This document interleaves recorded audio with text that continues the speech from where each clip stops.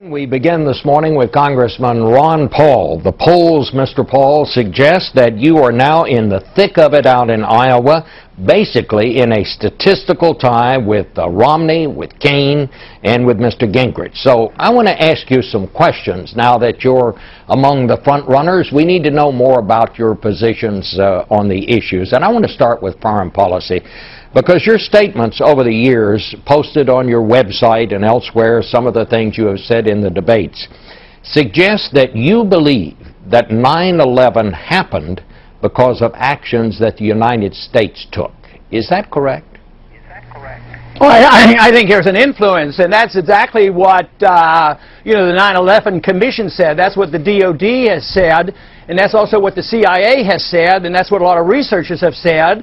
And just remember, immediately after 9/11, we removed the base from Saudi Arabia, so there is a connection. That doesn't do the whole full explanation, but our policies definitely had an influence, and you talk to the people who committed it and those individuals who would like to do us harm, they say, yes, we don't like American bombs to be falling on our country, and we don't like the intervention that we do in their nations. So to deny this, I think, is very dangerous. But to argue the case that they want to do us harm because we're free and prosperous, I think is a very, very dangerous notion, because it's not true. Well, I would question the import of what some of those commissions found that you cited there. But basically what you're saying, Mr. Paul, is that it was America's fault, that 9/11 happened, and it was our fault that it happened.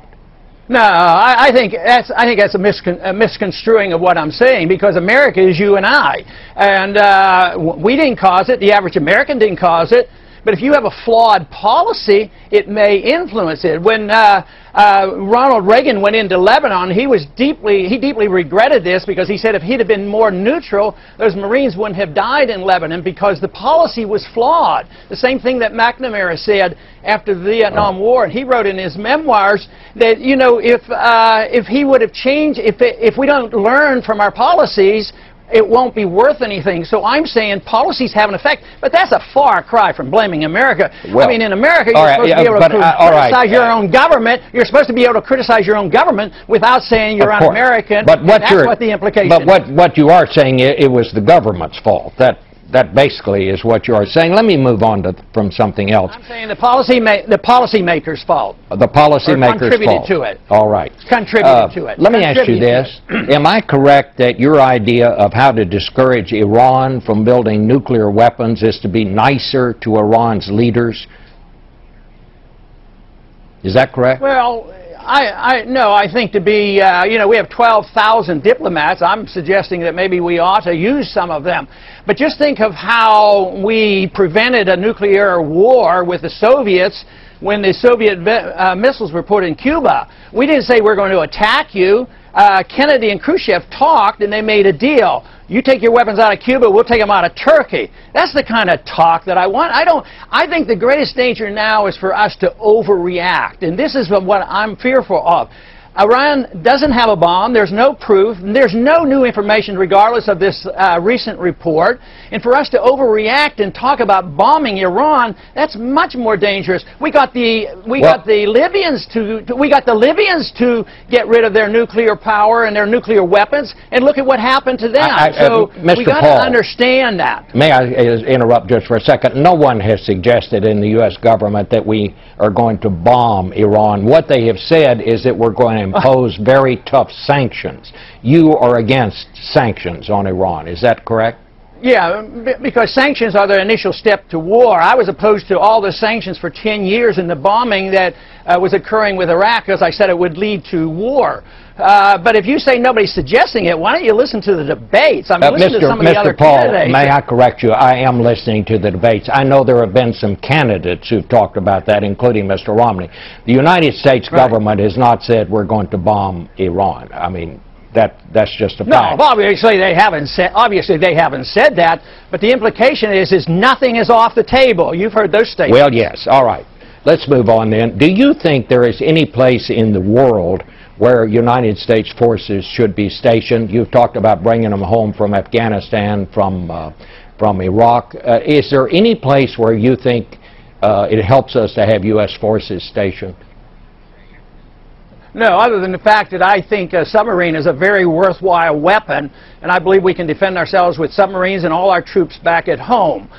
This whole idea that we have to be in 130 countries and 900 bases, now they've just invented a weapon that can hit any spot in the world in 1 hour. So you would... What's this idea? This is old-fashioned idea that you have to keep troops on 900 bases around the world. It makes no sense at all. Besides, we're bankrupt. We can't afford it anymore. So you would, if you were president, you'd bring home the troops from Japan, you'd bring home the troops from South Korea?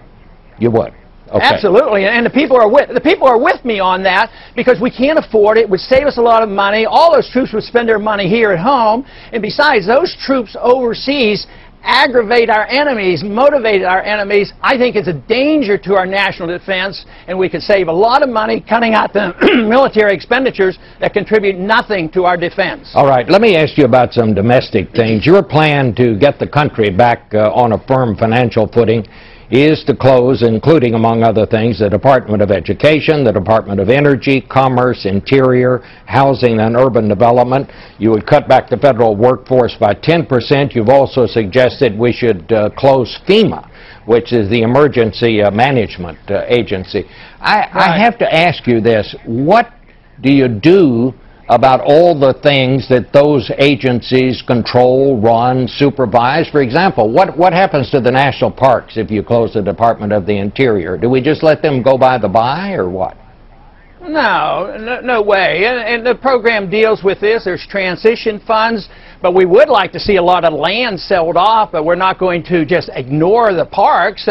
No, not at all. I mean, the money isn't there. These are departments that are doing too much. The American people are sick and tired of our educational system. Just think of how we've been involved and give out loans, and we educate students. The price of the cost of education goes up. They graduate, they don't have jobs, and they have $1 trillion worth of debt. We have to question that. This country's in bankruptcy. We have to deal with it. We can't remain in denial.